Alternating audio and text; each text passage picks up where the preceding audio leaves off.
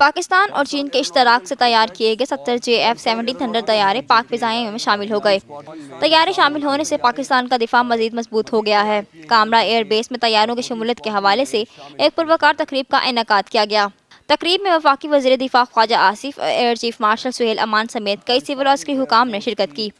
तकरीब में आमद और वज़ीर दिफा को गार्ड ऑफ ऑनर पेश किया गया। इस मौके पर 70 से ज़ायद JF-17 थंडर तैयारे पाक फिजाइया में शामिल किए गए।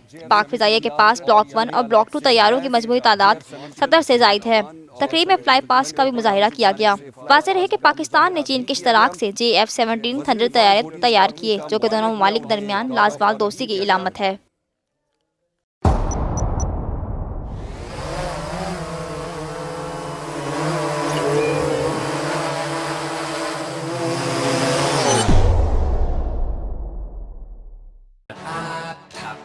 लाइव PSL मैचेस देखिए HD में tapmat.com पर और डाउनलोड द ऐप।